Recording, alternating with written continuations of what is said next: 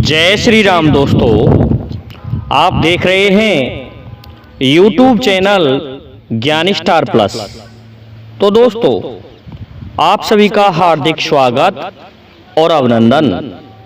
दोस्तों, आज हमने आपके लिए फिर से कमेंट चुना है श्रीमान जगदीश परिहार ग्राम चकरा का, और इन्होंने हमारे लिए ये कमेंट व्हाट्सएप पर भेज दिया है और दूरभाष पर वार्ता की है। तो दोस्तों, इन्होंने पूछा है हमसे, पति के संग रही ना और ना पति का मुखड़ा देखा, पत्नी की गोद में लाल कहां से आयो, ये गजब अचंबा देखा। दोस्तों, बड़ा ही सुंदर कमेंट श्रीमान जगदीश परिहार जी का, बहुत ही समझदार हमारे श्रीमान जगदीश परिहार जी, अच्छे कमेंटियर और भगवान प्रभु श्री राम के भक्त, कई गुणों से संपन्न हैं, क्योंकि हमारी वार्ता होती रहती है इनसे दूरभाष पर। तो दोस्तों, इनके इस कमेंट का मैं जब तक उत्तर खोजता हूं, तब तक आप सभी से मेरा निवेदन है कि जिन भाइयों ने अभी तक हमारे चैनल को सब्सक्राइब नहीं किया है, तो वे भाई हमारे चैनल को सब्सक्राइब जरूर कर दें, साथ ही बेल आइकन को भी प्रेस कर दें, जिससे कि आने वाले वीडियो का नोटिफिकेशन आपको मिलता रहे।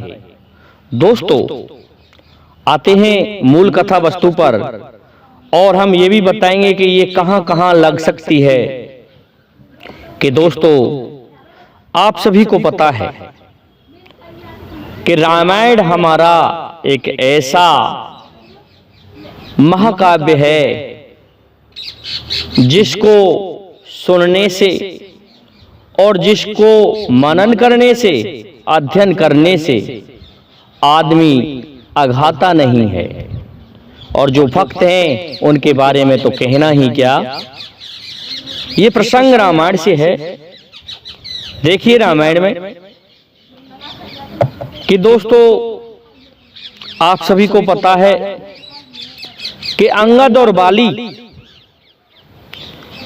इन दोनों का क्या रहा हिसाब किताब। अंगद और बाली दोनों, क्या संबंध है इनका। इधर घननाथ, जिसे मेघनाथ भी कहते हैं, वह कहां से पैदा हुआ। तो देखिए दोस्तों, हम चलते हैं आपको लेकर के मंदोदरी की जन्म कथा पर। बताया जाता है कि ऋषि एक बार यज्ञ कर रहे थे, और उन्होंने भोजन के लिए दिव्य पायस, जिसे खीर कहते हैं, खीर बनाई थी। लेकिन एक चील आकाश मार्ग से जा रही थी, तो एक सर्प उस खीर में जो परछा था, कड़ा था, उसमें गिर गया। और उसमें गिरने से एक मेढकी देख रही थी कि हाय भगवान, इसको ऋषि खाएंगे तो ये मर जाएंगे।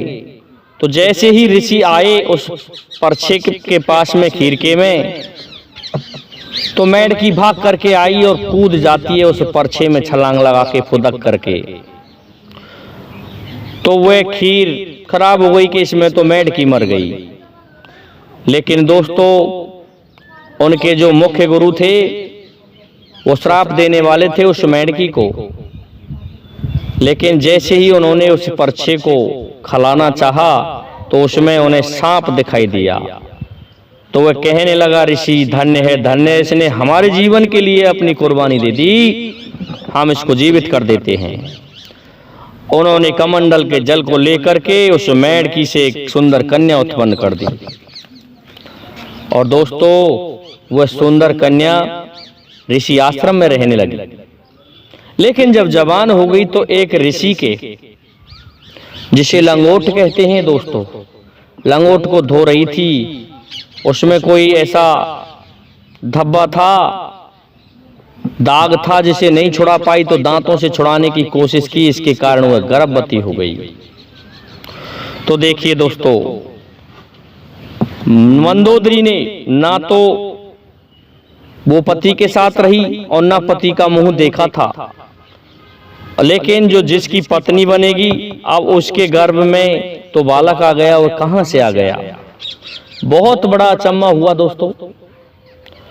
लेकिन ऋषियों ने जब ये पूछा तो उसने बता दिया कि मैंने एक दाग को छुड़ाया था, इस कारण से मैं गर्भवती हो गई हूं।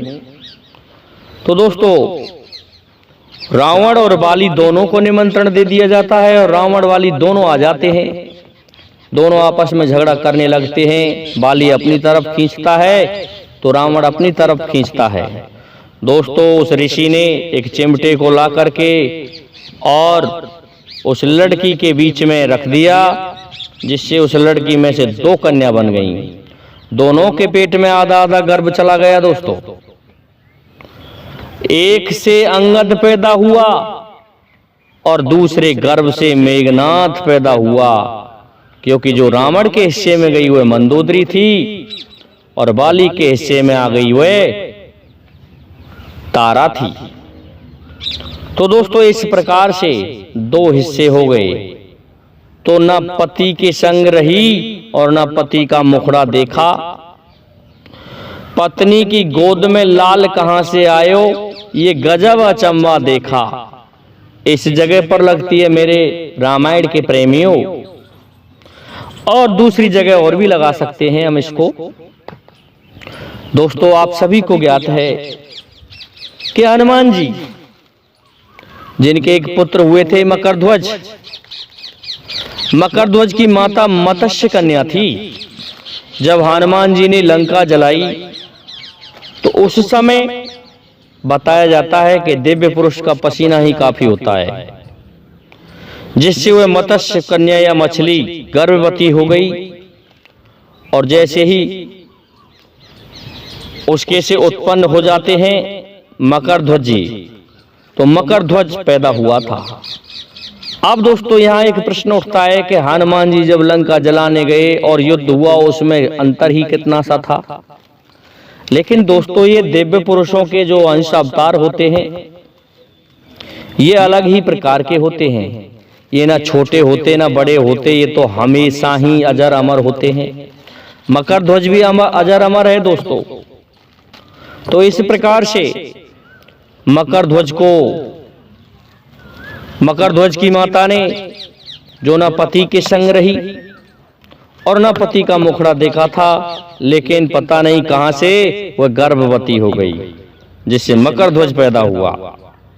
और मकरध्वज और हनुमान जी का युद्ध पाताल लोक में हुआ था। तो दोस्तों, रामायण का बड़ा अद्भुत प्रसंग पूछा है श्रीमान जगदीश परिहार जी ने। मैं समझता हूं आपकी समझ में इस पहेली का उत्तर आया होगा। इसलिए सभी भाइयों से निवेदन है कि हमारे वीडियो को लाइक, शेयर और सब्सक्राइब कर दीजिए। साथ ही बेल आइकन को भी प्रेस कर दीजिए, जिससे कि आने वाले वीडियो का नोटिफिकेशन आपको मिलता रहेगा। दोस्तों, जय हिंद, जय भारत, जय जय श्री राधे, जय जय श्री राम।